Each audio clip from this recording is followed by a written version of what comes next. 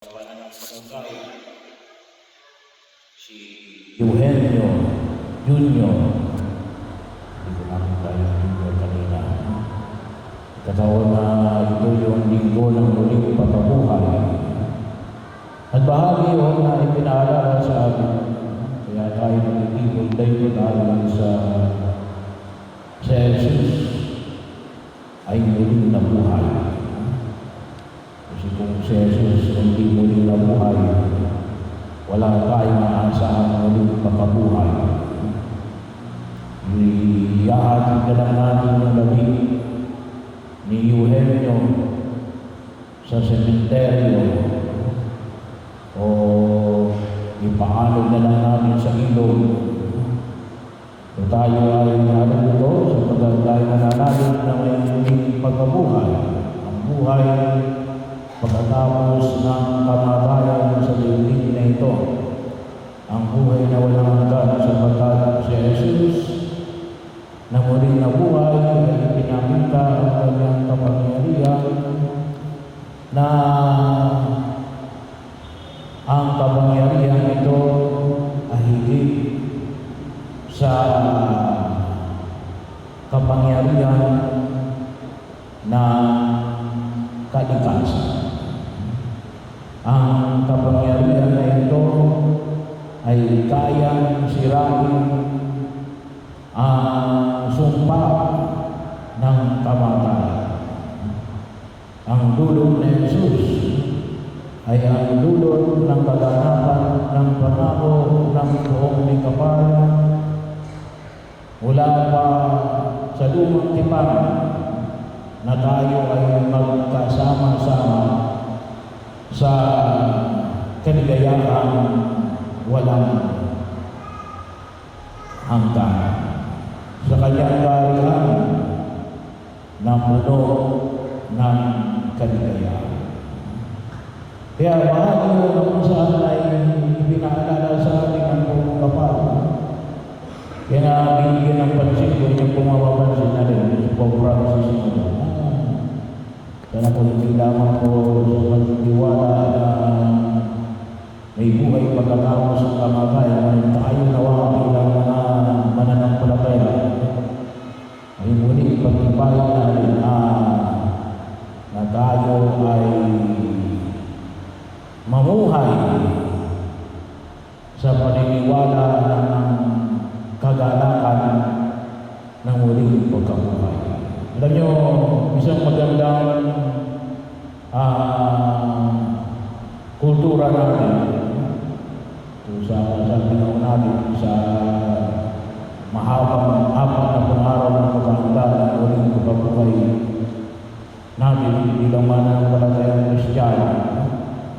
Lalong-lalo na yung panahon ito ng mahal na araw ay makulay. Pero yung sa lubong ay paanyaya.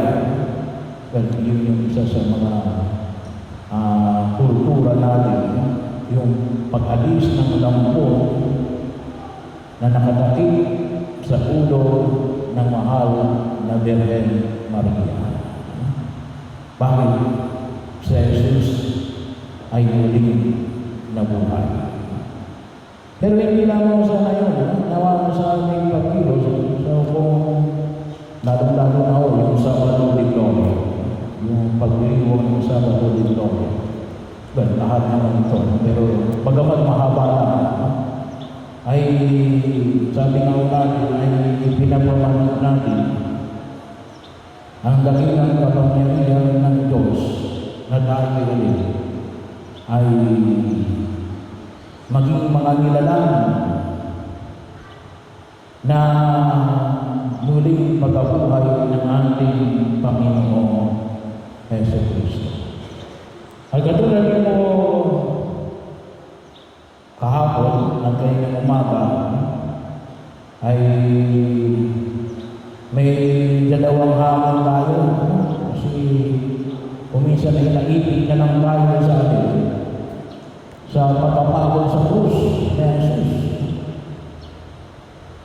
Kuminsan hindi tayo nakagraduate ng kanyang muling pagkabuhay.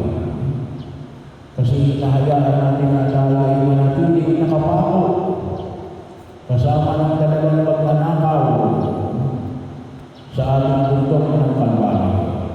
Dalawa po ang binigyan natin ng pagninilay. Wala ako kahapon. Una, ang ating magnanakaw, yung regrets of the past. Panghihinayang ng mga nakalipas. Meron pong isang grupo ng tao dahil sa 50. Tinanong sila, ano masasabi mo na sana nagawa mo at ang kabilang nakipagod, marami silang talo. Kaya lang, hindi nila na isa katuparan. Mayroon silang mga plano, yung iba ay plano na lamang, hindi man lamang nabigyan ng pagkilos, yung iba nagsimula, ay hindi man lamang natapos, yung iba kinalimutan na. Kaya nung sila'y tumanda, anong nangyari? Ay ang kanila na lamang ay panghihinayang sapagkat may mga bagay na hindi nila na isa katuparan na bahagi ng kanilang mga pangarap. Bahagi yun at yun ay kanila pa rin pinagdudusahan sa gitna ng kanilang katandaan.